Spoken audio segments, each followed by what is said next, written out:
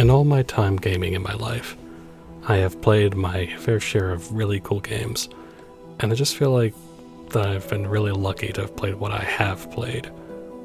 I was born in 1991, thus I am the same age as games like Sonic the Hedgehog, Final Fantasy IV, A Link to the Past, and among other games.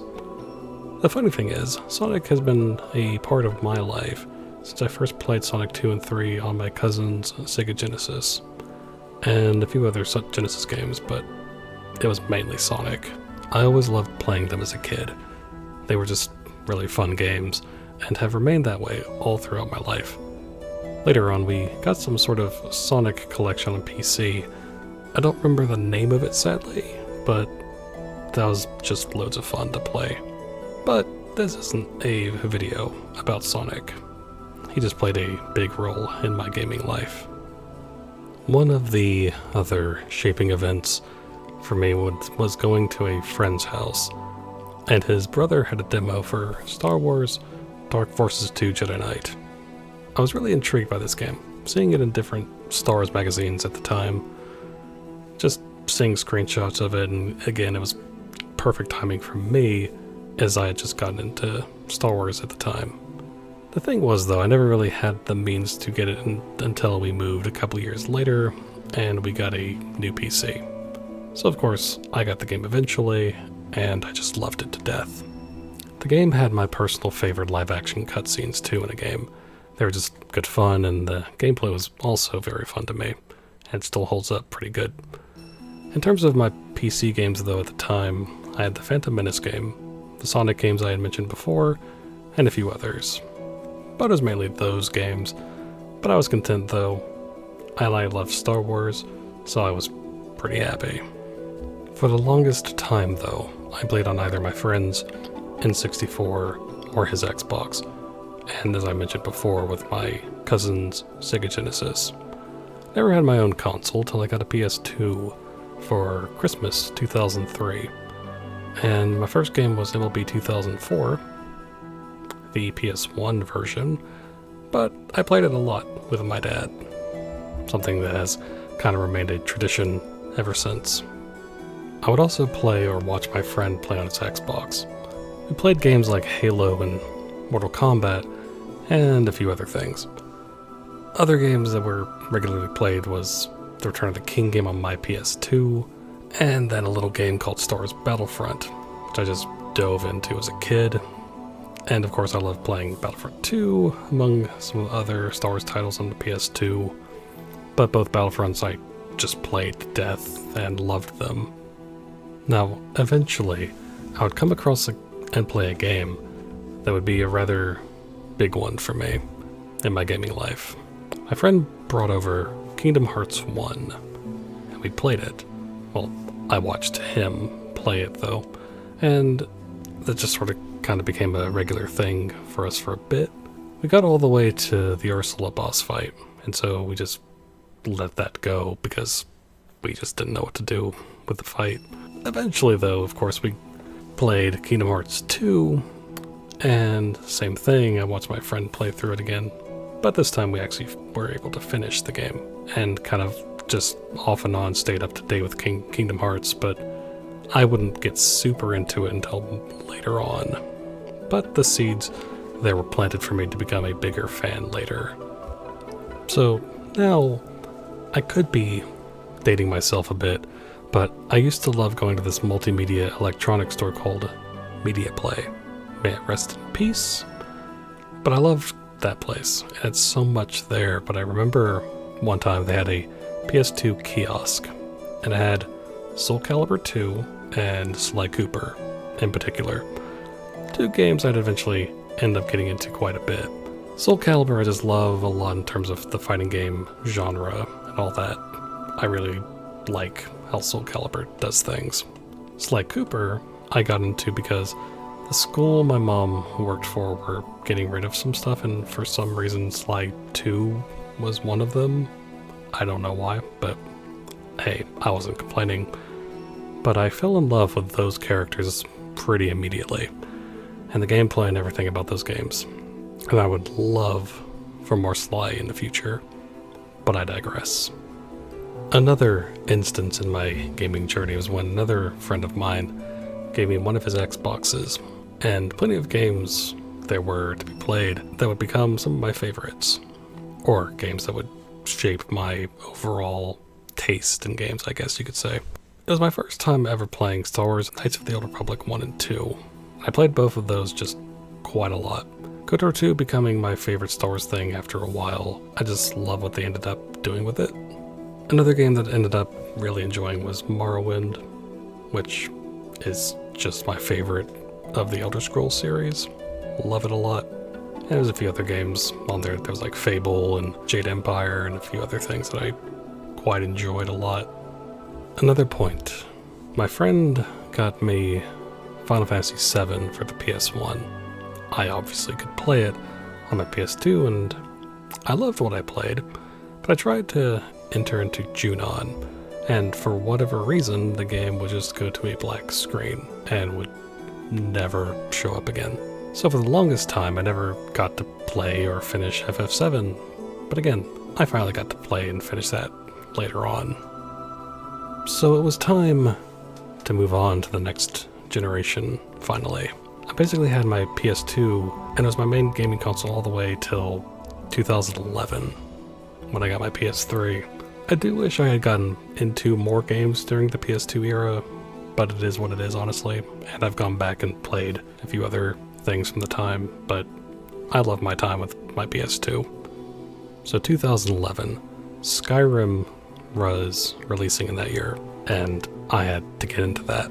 So I got it on PS3, and I remember going to get it at the midnight release for it. Another little simple thing, though, about Skyrim was there was a little pamphlet inside the case for a game titled Dishonored, and it piqued my interest for some reason. But again, Skyrim, the game that took over so many people's gaming lives for however long. Now, I played loads of Skyrim, which after a few years in waiting for DLC, because the PS3 version was a thing, but again, I enjoyed playing it, which I did eventually get tired of it. You know, after years of playing it, it's bound to happen. So around that time, I started following Dishonored a little bit, and eventually I bought it in 2013. And again, I just fell in love with that game. It just clicked so much for me. The stealth, the vibes, everything about the game. And I played it a ton. I basically was one of the very few games I do challenge runs of, I guess you could say. But it was also sort of this weird change for me in terms of the way I looked at games and played games and all that. I don't know what it was about the game, but I'm ever so thankful for that game. Around that same time, I was introduced to this little game called Dark Souls. What's funny though was that my friend just told me it was hard. No other bits of what makes a Souls game special, but yeah. And thus, he had me play it, and I just did not get into it at all. So I let go of Dark Souls for a few years, but we'll get back to that series later. Another thing around that time that changed me and became a big part of my gaming life was getting the Kingdom Hearts 1.5 and 2.5 HD remixes. Same friend I watched play, and this time he got to Maleficent in Kingdom Hearts 1. Eventually I took over from that point and I finished the game on my own, which then led me to play the other games in the series. And so I got super into the Kingdom Hearts series myself, and has become my favorite series just kind of in general. Around this time, I also finally played Final Fantasy VI, which that got me more into the FF series, and I love that whole first playthrough I had. It took me a while because I wanted to grind all the characters up high so we could defeat Kefka, and yeah, it was a really pretty awesome first playthrough, I would have to say. Also, another thing around that time, I got into more indie style games. Games like Journey and Limbo and a few other indie games at the time. That got me more into indie games, and I just sort of pay more and more attention to indie stuff now because of those. So another thing, due to my playing of Dishonored, I got into playing other games like BioShock, which I basically played all 3 games back to back. My favorite actually being BioShock 2. I just really, really love the gameplay of that one the most, and I actually really love the story a lot too, but that's me. I also got into playing Fallout 3 and New Vegas, and the only game that really stuck with me was New Vegas. Like, I played all the way through Fallout 3, but New Vegas I still play now, so yeah, New Vegas is just a really good time. Some other games around this time I also got into was the Ico and Shadow of the Colossus via the Remastered Collection on PS3. And again, I just fell in love with those games. I love the mysterious feel of those games, and just they have this special feel and aura about them that no other game really has, and I just never really tire of Fumito Ueda's games. And the other thing with those remasters is got me more hyped about The Last Guardian, and just, again, love his games. They're some of my favorites. Around this time, I started to keep my eyes on Bloodborne a little, but I didn't have a PS4 for myself, so when it came out, I watched a Let's Play for it, and I was quite into the cosmic horror bits of it, and thus my enjoyment and liking Bloodborne as a game got me more into wanting to play the other games, and of course Bloodborne. But it was also this weird, perfect timing that I had gotten more into the cosmic horror stuff at the time, and I guess you could say the planets sort of aligned at that time, and thus got me more into the Souls series, got me into From Software, and I've loved their whole thing ever since. The funny thing though is, it did take me a little bit to get into Dark Souls as a series, but it did eventually click for me, and I got really into watching other people play the Souls games as well. Eventually I did get my PS4 in 2016, and I played Dishonored 2, which I did very much enjoy a lot.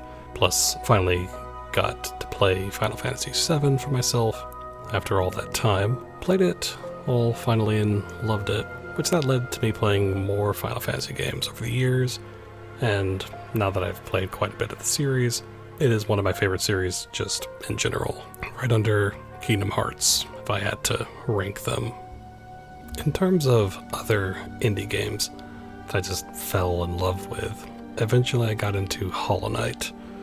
I just love the atmosphere, the vibes, the music, the combat, the art style, just everything about Hollow Knight I just really, really love a lot. I of course look forward to seeing more from that talented team and Team Cherry, but the other thing about Hollow Knight is it did get me into the Metroidvania genre. But of course I need to actually get to playing Castlevania for myself, which is definitely going to happen. I just have not gotten around to playing some of the stuff in that series. But I have played things like Bloodstained, which I really loved a lot. But yeah, Metroidvanias are definitely a genre I liked keeping my eye on, especially when a cool new game comes out. But yeah, my life with gaming has been pretty nice and a long one, but I oddly feel like I have lots more to discover and play and get into in my gaming life, as I have gotten into more and more series and genres and just overall styles of games and such. Overall though, I just love a really cool game, a fun game regardless of the series or the genre it may be in. I do of course have my favorites that I will tend to lean into, but again, I love trying and playing new games. Games are awesome to me, and I've said before that I generally believe that games can and should be considered art, and I do firmly believe that. So yeah, thank you for hanging out and listening to my shortened, condensed down version of my gaming life. This is Grievous. Thank you so much for watching. Give a like and a sub if you'd like. You can also follow my Twitch channel where I stream games a lot of the time. I shall link it down below. And yeah, thank you everyone for watching, and as always, thank you for being awesome. And until next time.